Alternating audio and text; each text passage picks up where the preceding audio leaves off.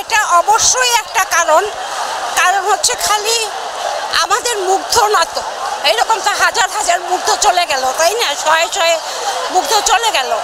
আর হ্যাঁ, এটা সত্যি যে আমাদের পরিবারের একটা বড় ক্ষতি হয়েছে, কিন্তু আমাদের পরিবারের মতো তো আরও অনেক মায়ের এরকম ক্ষতি হয়েছে, তাই না। আর মুগ্ধ সম্পর্কে আপনারা তো মিডিয়াতে দেখেছেন, ও কিন্তু আসলে ওইভাবে কোনো রাজনৈতিক আইডেন্টিটিও ছিল না। ও সবসময় বিভিন্ন সোশ্যাল কাজে যেত, বিভিন্ন সোশ্যাল কাজ করত, সেই হিসাবেই ও গিয়েছিল পানি খাওয়াতে। হ্যাঁ,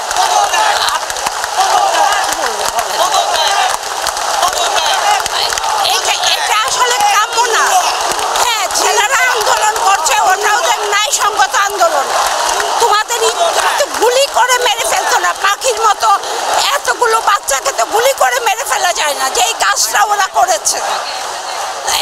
এতগুলো বাচ্চাকে একটার পর একটা পাখির মতো গুলি করে ফেলেছে। আমরা জানি না আপনি মুগ্ধর পরে যাওয়ার দৃশ্যটা দেখেছেন কিনা।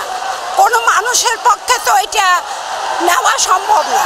শুধু মুগ্ধ কেন, যেই ছেলেটাকে উপর থেকে ফেলে দিল, সাজোয়া জানের উপর থেকে, এটা কোনো মানুষের কাজ?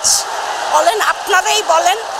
আমার সাধারণ মানুষের কাছে প্রশ্ন, এই মুগ্ধদের রক্তগুলো আপনারা বৃথা যেতে দিয়েন না, প্লিজ দিয়েন না।